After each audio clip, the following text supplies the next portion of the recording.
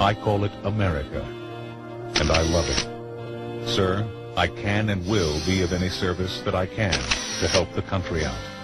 I have no concerns or motives other than helping the country out. So I wish not to be given a title or an appointed position. I can and will do more good if I remain a federal agent at large. I will help, but by doing it my way, through my communications with people of all ages. First and foremost, I am an entertainer, but all I need is the federal credentials. I am on the plane with Senator George Murphy, and we have been discussing the problems that our country is faced with. So I am staying at the Washington Hotel, room 505, 506, 507. I am registered under the name of John Burroughs. I will be here for as long as it takes to get the credentials of a federal agent.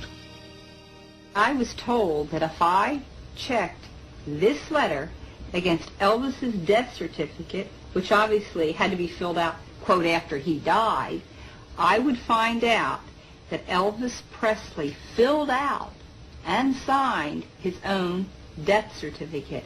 Now, this is incredible information. I mean, this is mind-boggling when you think about it. It's never been revealed, and I can tell you that I was told by a member of the family to have it checked out.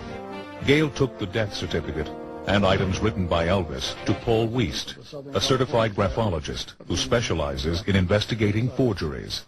I was asked by Gail Giorgio to examine some handwriting of Elvis Presley.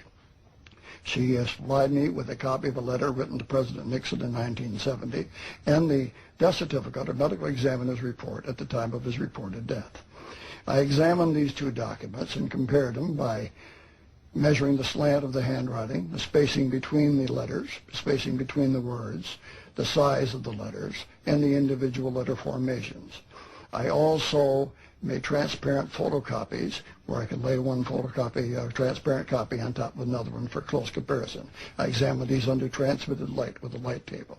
The result of my examination was that I found that the slant matched on both documents, that the size of the letters was the same, the spacing between the letters was the same, and many of the individual letter forms were the same.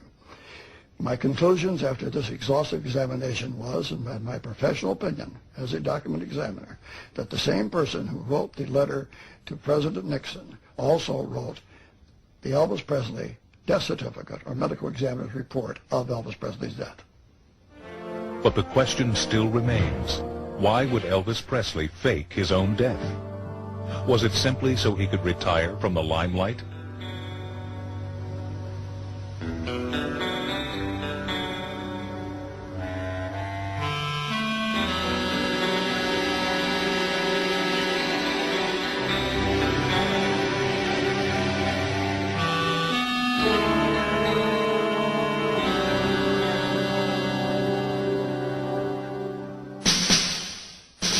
Perhaps, as many believe, was it because of Elvis's involvement in state and federal affairs, such as the DEA, the Drug Enforcement Agency. It was in 1970 when Elvis received a federal badge from President Richard M. Nixon. We know that it's not a token badge because, well, there was an article by Jack Anderson in the Washington Post that told about Elvis being sworn in as a federal agent. I think Elvis purposely low-keyed his role as a government agent for the effectiveness in acting in an undercover role. Maria Columbus was also researching Elvis's life. I had toured Graceland, and I had noticed in the trophy room a certificate of appreciation from the government to Elvis. And so I wrote to that particular bureau and asked why was this given to Elvis. This was in 1982. And I received an answer from a Mr. Pritchett, saying that Elvis had provided cover for an undercover narcotics agent from the years of 1974 through 1976. The man was a musician and posed as part of his band. Elvis is connected also with President Carter. We know by several biographies that 2 weeks, I believe, prior to August the 16th, the FBI arranged a telephone call with Elvis and President Carter. Not only do we have Elvis connected with 2 United States presidents, I don't know about you, but I don't think I'd get an appointment that easy. And I think if I wanted to call, say, President Carter, I couldn't really call the FBI and say, would you put a call through? This is the kind of clout Elvis had, but his clout run in a very official way. He was a federal agent. There's no doubt about it. I mean, I have read 663 FBI files on Elvis Prescley. And his life was in danger. It's clear by the FBI reports. There were serious assassination threats made against him. Recently, Gail Giorgio and myself viewed FBI documents obtained by Gail. In these documents, Elvis was the subject of numerous death threats. Some of these threats came from well-known underground figures, and it was also common knowledge that an undercover agent traveled as one of Elvis's band members.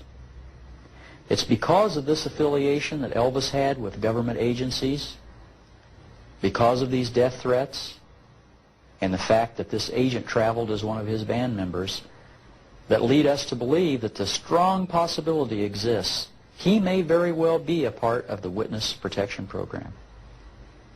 But being a member of the law enforcement community myself, this prevents me from ever undermining any efforts of another law enforcement agency.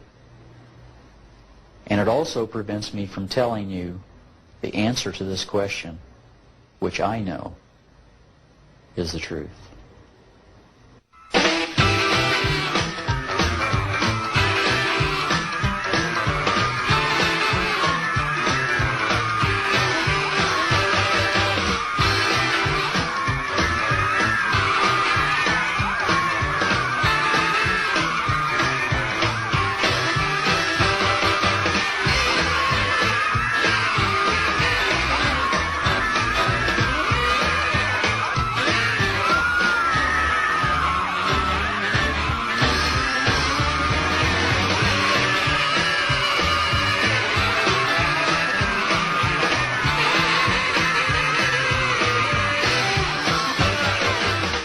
Yet, if Elvis Presley were alive, many questions still needed to be answered.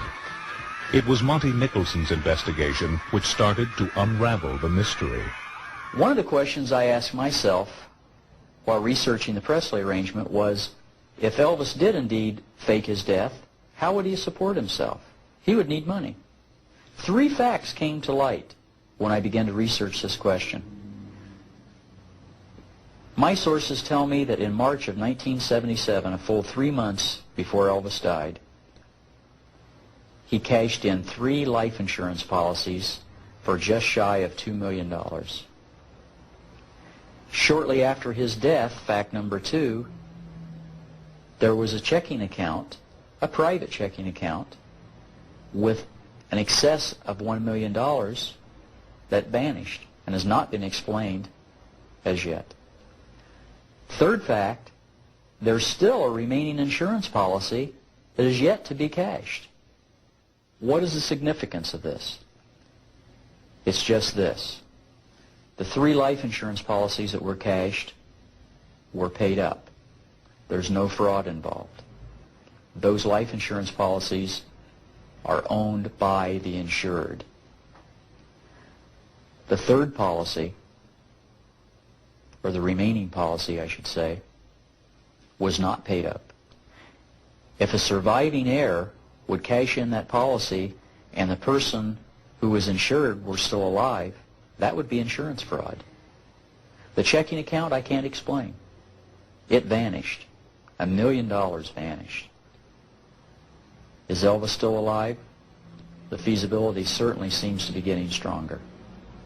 Gail Giorgio and others believe that Elvis is alive and well and living in Kalamazoo, Michigan.